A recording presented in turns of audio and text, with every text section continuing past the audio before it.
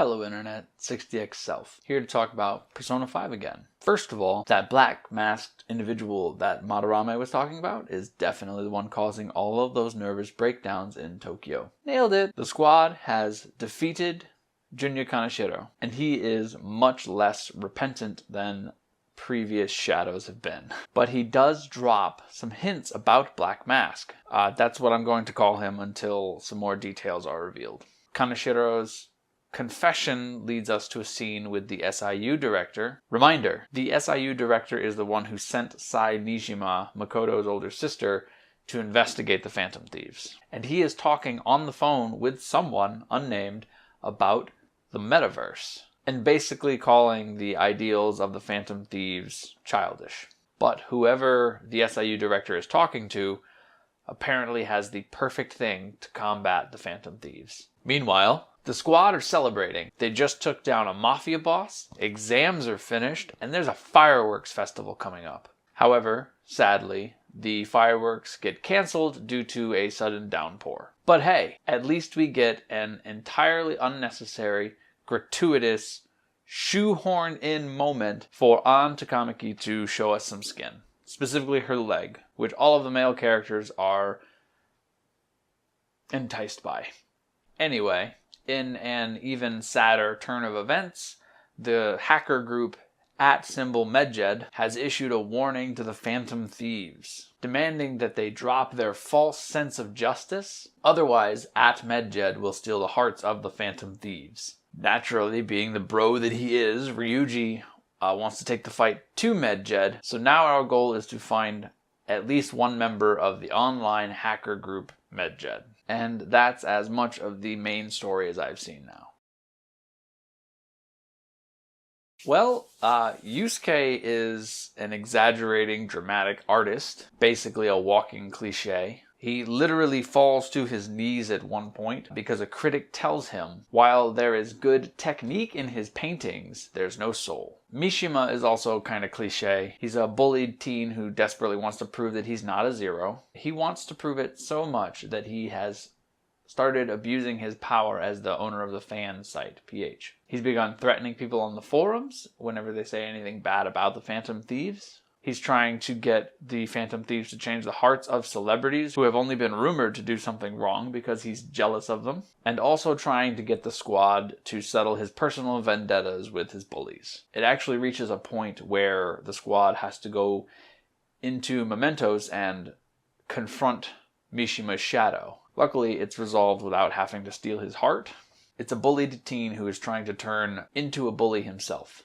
An is struggling with being a part-time model in that she is losing out on some modeling gigs to other people who are making a living modeling. Because those people who are making a living modeling have to make their living modeling, so they're much more willing to throw An under the bus. They're willing to do whatever's necessary to secure the job. We seem to be building toward one of two paths. Either she is going to realize that she loves modeling and focus on it, or realize that it's not for her and drop it completely. And I haven't bothered to spend any time with Ryuji. Not necessarily. Makoto seems very interesting. She wants to learn about what regular students do. She's even made a new friend from the other side of the tracks, figuratively speaking. Her new friend is introducing her to all sorts of things. They're also bonding over their love of the same kitschy kind of crap. Oh, and did I mention that her persona is a motorcycle? I can't wait to see where this one goes. And I've gained several new confidants this week. The reporter, Oya, whom I thought was Yukiko, is funny.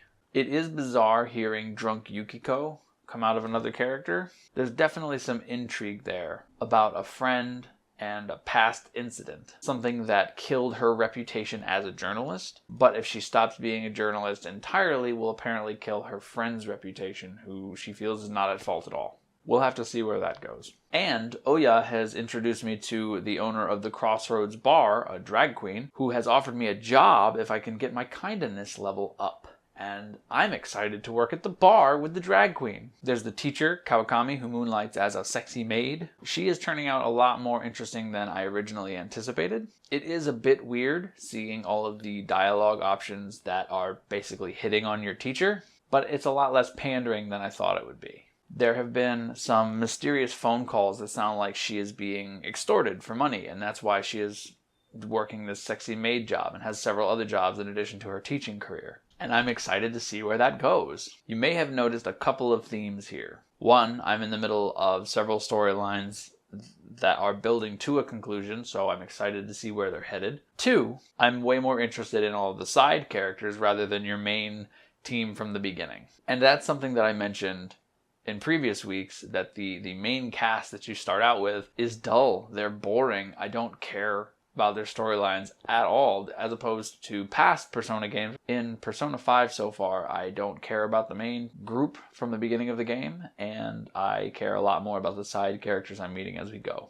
Oh, and I've started hanging out with a shogi player named Hifumi Togo, but I've only just started that Confidant storyline, so I have no idea where it's going. However, it's already paid dividends as far as my dungeon crawling. Speaking of which, I am still loving the extra bonuses I get from Confidants as I level up their social links. It is having an interesting effect that I did not anticipate on how I play the game, though. I'm spending time with characters that give me good bonuses that I would never have bothered to hang out with. For instance, Mishima, who I have no interest in, is at level 7 out of 10 with his social link, because I get a lot of bonus experience in dungeons, and I want that. Another thing about the Confidants, Persona 5 seems to have more prerequisites to start a social link than past Persona games did. I've already talked about the weapons dealer in last week's video. Hifumi, I had to have my charm up pretty high, but there are several Confidants this time that cost me money to hang out with, as opposed to Persona 4, where several of my social links earned me money because they were my part-time job. Kawakami cost me 5,000 yen every time I spend time with her. There are several Confidants that cost